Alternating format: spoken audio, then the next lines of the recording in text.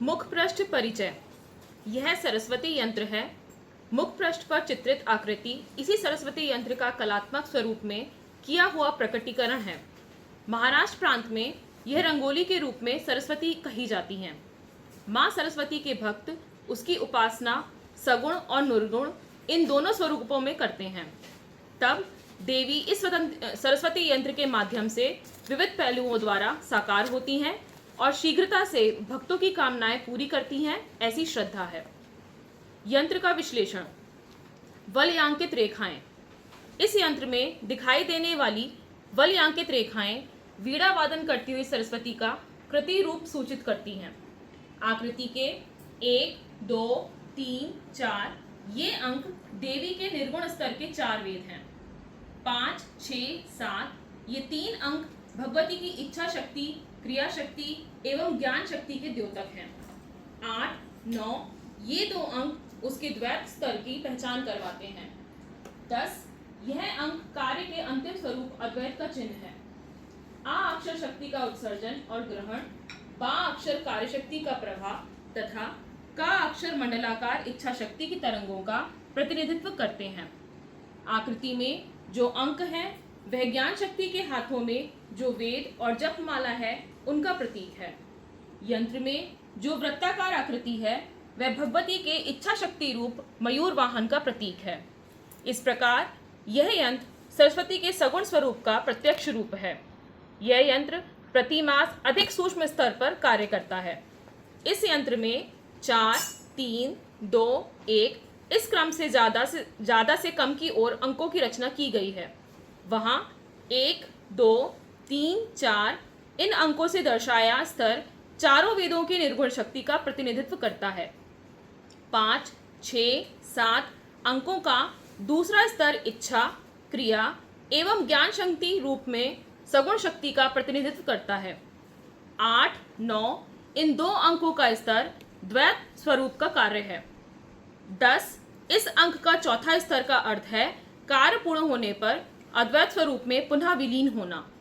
इस प्रकार इस यंत्र में शक्ति का प्रवाह ऊपर से अर्थात निर्गुण स्तर से गतिमान होकर एक ही दिशा में कार्य करते अद्वैत शक्ति की प्राप्ति में सहायक होता है। यंत्र के ऊपर की पंक्ति में जो देवनागरी लिपि में एक अंक लिखा दिखाई देता है वह आवश्यकता अनुसार वैश्विक स्तर पर शक्ति के ग्रहण और उत्सर्जन का परिचायक है। यंत्र में स्थित ज्ञान शक्ति, क्रिया शक्ति एवं इच्छा शक्ति का परस्पर संबंध इस अंक यंत्र द्वारा श्री सरस्वती देवी का त्रिस्तरीय कार्य का यथार्थ बोध होता है। इस अंक यंत्र में ज्ञान शक्ति सांख्य ब्रह्म है। बीच के स्तर में वलयांकित रेखाओं से जुड़े हुए अंक क्रिया शक्ति के हलचल की दिशा स्पष्ट करते हैं। चक्राकार एवं वलयांकित रेखाएं शक्ति के केंद्रीकरण की सूचक हैं, जो समग्रता का संकेत होकर प्रत्यक्ष इच्छा शक्ति से संबंधित हैं। अंजलि गाडगिल अंतर्जाल पर उपलब्ध। पुनरुत्थान विद्यापीठ की प्रत्येक जो ग्रंथमाला की पुस्तकें हैं, भारतीय शिक्षा ग्रंथमाला की या जो ग्रंथ है उसके मुख पृष्ठ के ऊपर ये चित्र दिया हुआ है। ये यंत्र है जिसको हम सरस्वती यंत्र कहते हैं। कोई भी यंत्र चाहिए इन संसार में जो होता है वो दोनों स्वरूपों का परिचायक होता है। साकार का भी परिचायक होता है और निराकार का भी, सगुण का भी, निर्गुण का भी। सगुण का इस रूप में कि कुछ न कुछ चित्रित आकृति है और उस आकृति का कोई बोध हो रहा है। निर्गुण इसलिए कि वो मूर्ति स्वरूप नहीं है, केवल अंक स्वरूप है, इसलिए वो क्या है, उसका निराकार या निर्गुण स्वरूप है, अर्थात उसमें किसी प्रकार का कोई गुण सीधा दिखाई नहीं देता। तो महाराष्ट्र प्रांत के अंदर इस तरह की रंगोली भी बनाई जाती है, हमारे इधर नहीं बनाई जाती। क्यों? क्योंकि वहाँ ज्ञान सरस्वती की पूजा होती है, इसलिए वहाँ पर इस तरह की रंगोली बनती है। कहते हैं कि जब इसकी हम पूजा करते हैं तो ज्ञान हमारे अंतर्मन में प्रकाशित होना शुरू हो जाता है, इसीलिए हम हर जगह पे माँ सरस्वती की आराधना करते हैं।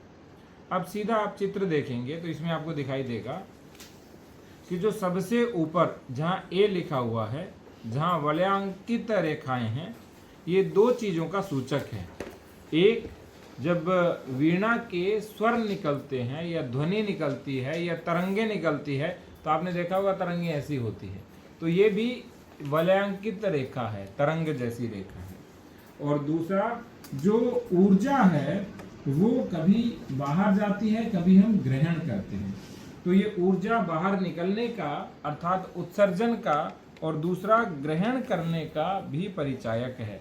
तो वैश्विक स्तर की ज्ञान ऊर्जा ग्रहण भी होती है और उत्सर्जित भी होती है। उसके बाद में 1, 2, 3 और जो 4 लिखा है वो वेद हैं, निर्गुण स्तर के वेद हैं। जहाँ 3 है अर्थात 1, 2, 3, 4 वेद, 5, 6 और 7 ये क्या है? इच्छा शक्ति, ज्ञान शक्ति और क्रिया शक्ति। कोई भी व्यक्ति कार्य तभी कर सकता है जब उसमें इच्छा हो और ज्ञान हो। इच्छा होती है तो ज्ञान आता है और ज्ञान आने पर ही कार्य रूप में परिणत होता है। जैसे आज अभी क्या है, आप शिक्षा क्षेत्र में काम कर रहे हैं, बहुत अच्छे से काम कर रहे हैं।